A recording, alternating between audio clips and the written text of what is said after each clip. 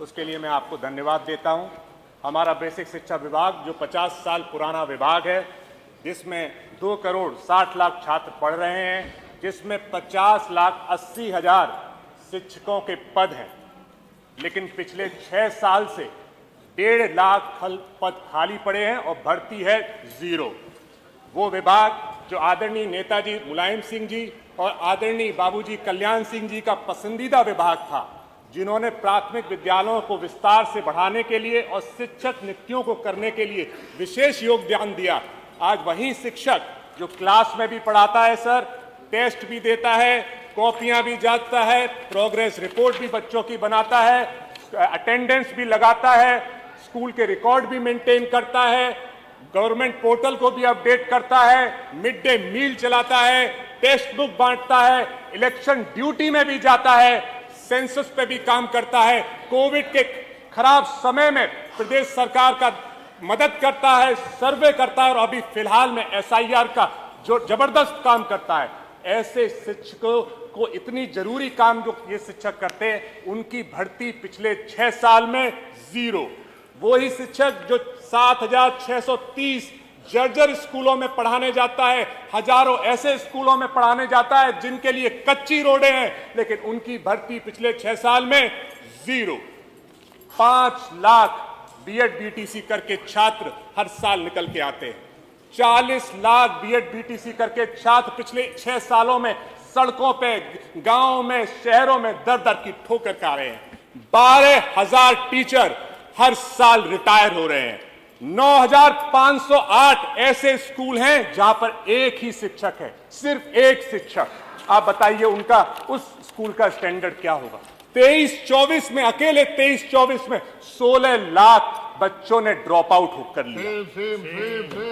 दिव्यांग बच्चों के जो शिक्षक, दिव्यांग बच्चों को पढ़ाने के लिए जो शिक्षकों की जरूरत है, ऐसे 5,300 पद खाली पड़े हैं। पढ़ाई की गुणवत्ता गिर रही है, शिक्षकों पर ओवरलोड है, मानसिक और शारीरिक दबाव है, स्कूलों में को करिकुलर एक्टिविटीज 0 हैं सर। सरकारी योजनाओं में भी कभी कभी इंप्लीमेंटेशन में कमी आ जाती है, और RTE जो राइट टू एजुकेशन, जो उसका भी उल्लंघन है, उसमें भी अनुपात उसके हिसाब से कम है। और लेकिन हमारी सरकार सो रही है, पिछले 6 साल में भर्ती है 0। और आपने क्या किया, उत्तर प्रदेश की सरकार ने क्या किया। आदरणीय मंत्री जी हैं, आदरणीय मंत्री जी ने कहा 2017 से पहले कोई काम ही नहीं हुआ। 2017 से पहले आदरणीय बाबूजी भी मुख्यमंत्री रहे, आदरणीय नेताजी भी मुख्यमंत्री रहे, आदरणीय राजनाथ सिंह भी मुख्यमंत्री रहे, सभी ने शिक्षक विभाग को आगे बढ़ाने का काम किया।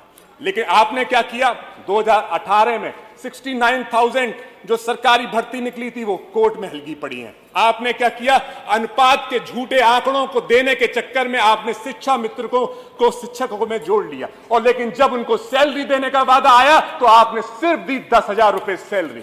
आपने क्या किया, 26,000 कंपोजिट स्कूल बंद कर दिए। आपने क्या किया, 11,000 स्कूलों का मर्जर करके उनका स्टैंडर्ड घटाने का काम किया। आपने क्या किया, जिन टीचर्स का ट्रांसफर किया उनको अभी तक आपने वापस तबादला नहीं किया। आपने क्या किया, 1,86,000 शिक्षकों को TET परीक्षा में फंसाने का काम किया।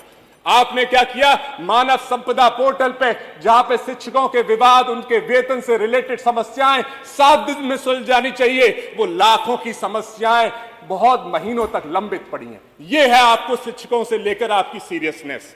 और आप कभी कभार जाते हैं और वार्षिक योजनाओं में बताते हैं कि आप भर्ती करेंगे। मेरा सर प्रश्न आ रहा है, प्लीज। तो शिक्षकों से, शिक्षा से इतना नुकसान क्यों है? आप क्यों नहीं चाहते कि लोग यहाँ के पढ़ें? क्यों कि सिर्फ इसलिए कि शायद वो प्रश्न पूछेंगे? क्यों आप शिक्षा से इतना घृणा करते हैं? क्यों शिक्षकों की भर्ती आप नहीं करते? तो मेरा सर, शायद आप इसलिए कर रहे हो कि आपको आरक्षण ना देना पड़े। आरक्षण देंगे तो पिछड़े, दलितों, पीड़ित परिवार के लोग शिक्षक बनेंगे, आपसे सवाल उठाएंगे, मुख्य धारा से जुड़ेंगे। हो सकता है आप आरक्षण के खिलाफ हो, इसीलिए शिक्षा के खिलाफ हो। आदरणीय बाबूजी ने कहा था, आरक्षण आपका हक है, आपका अधिकार है, छीन लो।